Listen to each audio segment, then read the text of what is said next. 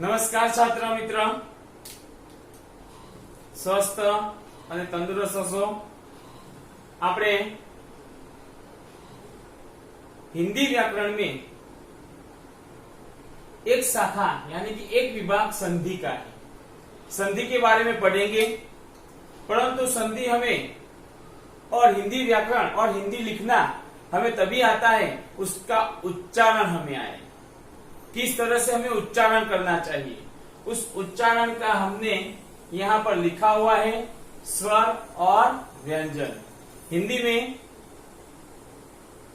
हिंदी की वर्णमाला को सीखनी जरूरी है। वर्णमाला दो प्रकार की होती है, एक होती है स्वर और दूसरा होता है व्यंजन। हिंदी में स्वर होते हैं 12 और व्यंजन होते हैं 33। देखते हैं जिसमें 12 स्वर है और 33 व्यंजन है। देखते हैं स्वरों के बारे में। अ, आ, ई, उ, अ, आ, ई, उ, रु, ए, ऐ, ओ, औ। और उसी तरह से स्वरों का भी प्रकार दिया गया है, किस तरह से हमारे कंठ से निकलते हैं। तो ह्रस्व स्वर यानी कि नॉर्मल अ, ई, उ, रु, आ, ई, उ, रु, ए, और दीर्घ स्वर भी होते हैं और संयुक्त भी होते हैं। तो ए, ऐ, ओ, औ। अम और अह क्या है? यह स्वर है, तो स्वर 12 ही है। 12 तो हमने लिख दिए, लेकिन अम और अह कहां पर गया? तो अम यानी अनुस्वार, जिसका उच्चारण शब्दों में म, न, ड इस तरह से होता है। और अह यानी विसर्ग, जिसका उच्चारण होता है ह। तो इस तरह से हमारे व्यंजन के बारे में आपको याद हो गया होगा। उसी तरह से हम जाए तो व्यंजन, स्वर के बारे में आपको पता चल गया, लेकिन व्यंजन क्या है? तो व्यंजन એટલે આપણે વિચારીએ કે કક્કો नहीं, कक्को नहीं। यहाँ पर व्यंजन यानी कि क अधूरा है। यहाँ पर क के साथ स्वर मिलते हैं तभी हमारा क पूर्ण होता है, यानी कि क प्लस अ वत्ता क। हम बोलिए तो आप क, तो क बोलते हैं तो उसके पीछे क्या आता है? अ नाम का स्वर होता है। तो क और अ से मिलते ही यह पूरा क हो जाता है, इसलिए हम उसको क को हम यहाँ पर खोड़ा कर देते। खोड़ा यानी कि हलू, उसको क्या कहते हैं? हलू। हिंदी में हलू कहते हैं। तो क, ख, ग, क, ख, ग, ड, च, छ, ज। यहाँ पर भी अड़ है, लेकिन उसको हम क्या कहते हैं? हिंदी में उच्चार नहीं है, इसलिए उसका अड़ा इस तरह से। लेकिन कुछ बातों, कुछ ऐसे शब्द है जिसका उच्चार होता है, लेकिन यह उच्चारण के हमारे पाठ्य पुस्तक के बाहर का है। देखते हैं व्यंजन के भी प्रकारों के आधार पर हमारे कंठ, तालु और होष्ठ के आधार पर उसके भी विभाग पर है। तो देखते हैं क, ख, ग, ड, यह क वर्ग में आता है। च, छ, ज, ग, अड़ा वह च वर्ग में आता है। ट, ठ, ड, अण वह ट वर्ग में आता है। त, थ, द, न वह त वर्ग में आता है। और यह चारों वर्गों को क्या कहते हैं? स्पर्श व्यंजन। क्या कहते हैं? स्पर्श व्यंजन। उसी तरह से य, र, ल, व वह अंतस्थ है। तो अंतस्थ को क्या कहते हैं? अर्ध स्वर। स, ह वह उष्माक्षर। क्ष, त्र, न्य। उसी तरह से आपने सीखा होगा गुजराती में स्वर और व्यंजन, स्वर અને વ્યંજન ને છૂટા પાડવા માટે। તો આ જ છે, પણ આપણે સંધિ મેલ અને સંધિ વિગ્રહ ને ભણવી હોય तो આપણે स्वर અને व्यंजन ने પણ ભણવા પડે। हिंदी की वर्णमाला को हमें याद करनी पड़ती है। तो वर्णमाला आपको याद रहेगी, उसको याद रखना है। सारा का सारा वीडियो 1 से 2 बार, 2 से 3 बार, 3 से 4 बार आप पढ़े। जब तक आपको यहाँ सारा का सारा याद न रहे तब तक आप उसको दोहराए जाएं और याद रह जाए, तभी आप आगे संधि में जा सकते हैं। तो संधि क्या है, संधि का विग्रह, संधि की जोड़ और संधि के शब्द, संधि के प्रकार, वह हम अगले वीडियो में देखेंगे। तो तंदुरुस्त रहे, स्वस्थ रहे। जय हिंद, जय भारत, हर हर महादेव।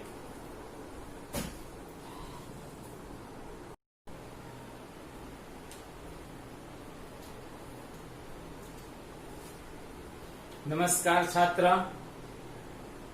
आज हम पढ़ेंगे हिंदी में व्याकरण का एक दूसरा भाग, संधि। संधि नाम से ही हमें ऐसा पता चलता है कि दो शब्दों को जोड़ने वाले शब्दों को जोड़ते हैं, उसको हम संधि कहते हैं। लेकिन उसका जोड़ भी होता है और उसका विग्रह भी यानी कि विच्छेद भी होता है। तो आज हम इस वीडियो में संधि की परिभाषा, संधि किसे कहा जाता है और संधि के प्रकार कौन से हैं, वह हम दृढ़ीकरण करेंगे, यानी कि उसको हम याद करेंगे।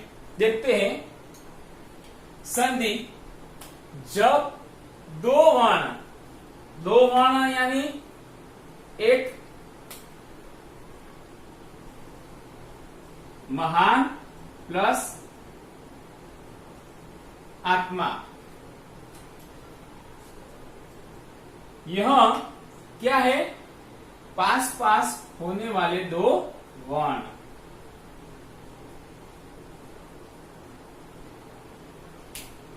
पास पास होते हैं, पास पास होते हैं।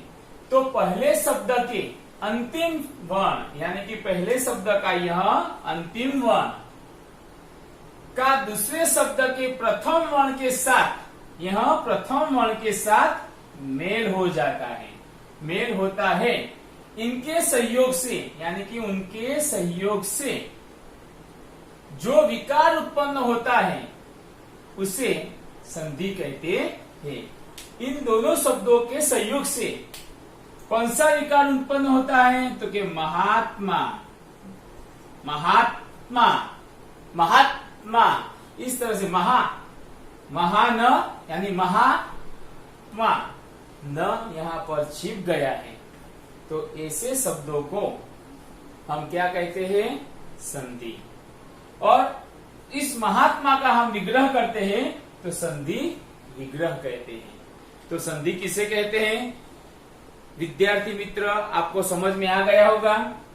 फिर से, जब दो वर्ण पास पास होते हुए, जब दो वर्ण पास पास होते हैं तो पहले शब्द के अंतिम शब्द वर्ण, पहले शब्द का अंतिम वर्ण यानी कि न, दूसरे शब्द के प्रथम वर्ण यानी कि आ के साथ मेल होता है। इनके संयोग से जो विकार उत्पन्न होता है उसको संधि कहते हैं। इनके संयोग से जो विकार उत्पन्न होता है उसे क्या कहते हैं, संधि। संधि के विच्छेद विग्रह की क्रिया संधि से। अब दूसरी व्याख्या देखिए, संधि के विच्छेद विग्रह की क्रिया संधि से। विच्छेद या विग्रह दोनों एक ही हैं। फिर से, संधि के विच्छेद की क्रिया संधि से एकदम उल्टी है विच्छेद, यानी कि उसकी संधि से एकदम उल्टी उसका विच्छेद में संधि के कारण आए हुए विकार हटाकर संधि में, जो यहाँ पर विकार आया हुआ है वहां हटाकर संधि में जुड़े हुए शब्दों को उनके मूल रूप में लिखा जाता है। उसे क्या कहते हैं, संधि कहते हैं। तो देखते हैं हम संधि के प्रकारों के बारे में। स्वर संधि, महात्मा भी स्वर संधि में ही होता है, लेकिन मैं दूसरा एक उदाहरण देता हूं। उसके प्रकार में संधि के 3 प्रकार हैं, एक स्वर संधि, व्यंजन संधि और विसर्ग संधि। स्वर संधि किसे कहता है? तो क्या स्वर संधि किसे कहते हैं? कहते हैं स्वरों से मेल से, क्या स्वरों के मेल से बनी संधि को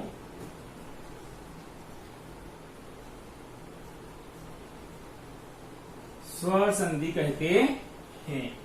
दूसरा, यहां पर उसी तरह से व्यंजनों के मेल से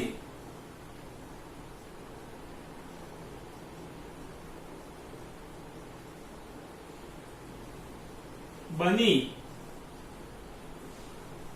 संधि को व्यंजन संधि कहते हैं। हमने स्वर भी पढ़े हैं और व्यंजन भी पढ़े हैं। 9वीं कक्षा में भी पढ़े होंगे आपने, और 9वीं कक्षा वालों ने 8वीं कक्षा में भी स्वर किसे कहते हैं और व्यंजन किसे कहते हैं वो भी पढ़े हैं। हमारे वीडियो में भी आप पढ़े हैं। तो आप देखते हैं कि स्वर से बने हुए संधि को स्वर संधि कहते हैं, स्वर के मेल से बने हुए संधि को स्वर संधि कहते हैं, व्यंजन के मेल से बने हुए संधि को या संधि विग्रह को व्यंजन संधि कहते हैं। और विसर्ग संधि तो कौन सा है?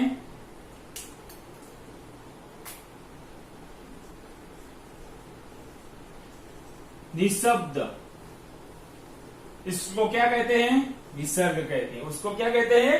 विसर्ग। तो इस तरह से बनी हुई संधि को यानी कि उसकी विच्छेद किया जाए तो निस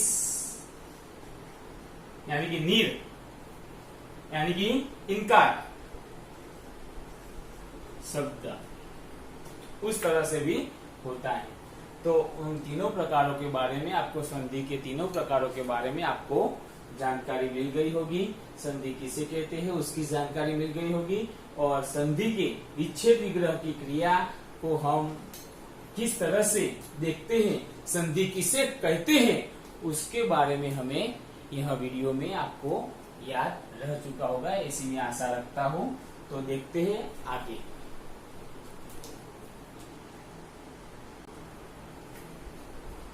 देखिए विद्यार्थी मित्र, अब हमने संधि में स्वर संधि लिख दिया है।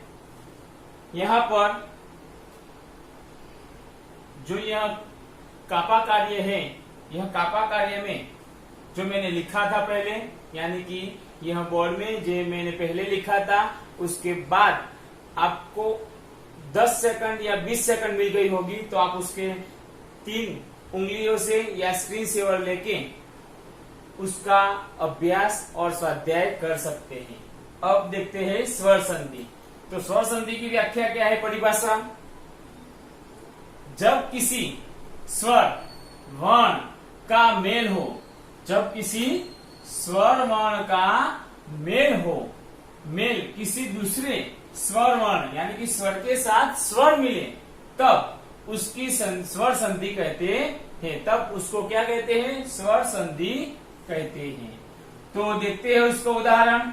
विद्या अर्थी, विद्या वत्ता अर्थी तो विद्यार्थी।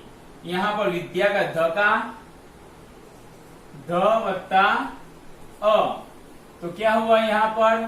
तो अ वत्ता अ। यह ध भी पूरी तरह से स्वतंत्र नहीं है, ध के साथ अ मिला हुआ है, इसलिए ध का अ और अर्थी का अ, यह स्वर से स्वर मिले तो कौन सा कहलाता है? यहाँ पर स्वर संधि। सूर्यास्त, उसी तरह से सूर्यास्त, तो सूर्य इसका भी अ और अस्त का भी अ, तो सूर्यास्त हो गया, संधि हो गई, यह विग्रह हो गया।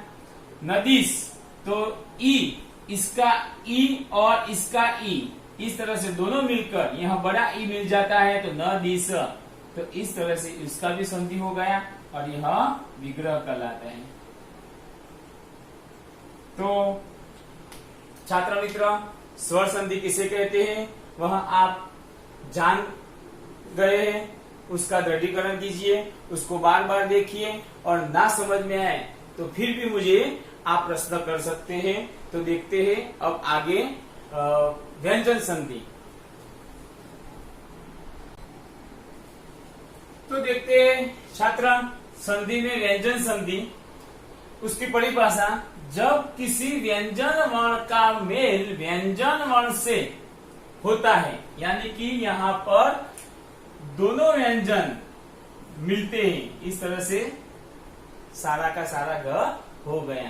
तो व्यंजन वर्ण से व्यंजन मिलते हैं, व्यंजन वर्ण से व्यंजन मिलते हैं, तब व्यंजन संधि कहलाती है। जिस तरह से, जैसे दिग्गज, तो दिग्गज क वत्ता ग बराबर ग। जगन्नाथ, जगत वत्ता नाथ, तो त का न हो गया, जगन्नाथ तो ना। उसी तरह से उद्घाटन, उत वत्ता घाटन, तो उद्घाटन तो त वत्ता द मिलकर उद्घाटन हो गया। इस तरह से विकार उत्पन्न करते हैं, त द से, न से, क ग से।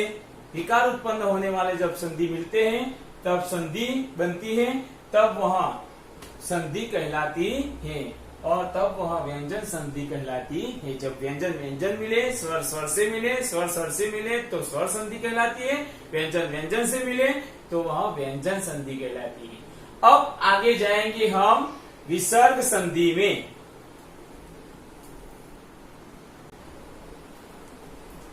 अब आते हैं विसर्ग संधि में। विसर्ग किसे कहा जाता है? तो इस तरह के चिन्ह को हम विसर्ग कहते हैं। विसर्ग संधि में इस तरह का चिन्ह वाले शब्द हो तो यह विसर्ग संधि बनती है। याद रखना छात्र, अनिसर्ग, विसर्ग को विसर्ग कहते हैं, यानी कि इस तरह के विसर्ग को हम क्या कहते हैं? विसर्ग कहते हैं। अतः, प्रातः, स्वतः आदि विसर्ग शब्द हैं। तो देखते हैं, निसहाय, निसहाय तो निसहाय, नि वत्ता संग तो निसंग, तो ये तो यही हो गया। तो हमें कुछ करना ही नहीं है सर। नहीं, ऐसा नहीं है। दूसरे शब्द देखिए, दुशासन, दुशासन, दु वत्ता शासन तो दुशासन, नि वत्ता चय तो निश्चय। देखो यहाँ पर स मिल गया कुछ शब्दों में। निश्चल तो देखो यहाँ पर च मिल गया, नी वत्ता छल तो निश्चल, च मिल गया आधा। नी वत्ता जन तो यहाँ पर र मिल गया, निर्जन। तो देखिए, इस तरह से संधि के सारे प्रकार आपको याद रहेंगे, याद रखने हैं। और भले ही हमें एसएससी बोर्ड की परीक्षा में या प्रथम या द्वितीय परीक्षा में उसके प्रकारों के बारे में हमें न आए, लेकिन प्रकार अगर याद रखेंगे तो कौन सी शब्द में कैसी संधि, यह स्वर संधि है या निसर्ग संधि है, विसर्ग संधि है या फिर व्यंजन संधि है, उसके बारे में आप सही से संधि विसर्ग विग्रह भी कर सकेंगे और संधि को जोड़ भी सकेंगे, यानी कि संधि भी कर सकेंगे। तो याद रखना मित्र, यह सारे के सारे प्रकार। और उसी तरह से हमने यहाँ पर जो वीडियो में सिखाया है उससे भी ज्यादा हमने इस पीडीएफ के द्वारा आपको जो बुक भिजवा दी है, उस पीडीएफ के द्वारा बुक में सारे का सारा यहाँ पर लिखा गया है। हमने पहले स्वर और व्यंजनों के बारे में जो सिखाया है वो भी लिखा है, और उसके सारे के सारे यहाँ पर उदाहरण भी लिखे हुए हैं।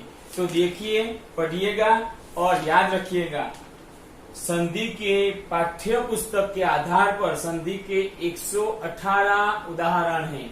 118 उदाहरण आपको संधि विग्रह भी आनी चाहिए और संधि मेल भी आना चाहिए। उसके अलावा भी मैंने कई उदाहरण ऐसे लिखे हैं जिसको आपको याद करना है। तो स्वस्थ रहे, तंदुरुस्त रहे। हर हर महादेव। जय भारत, जय हिंद।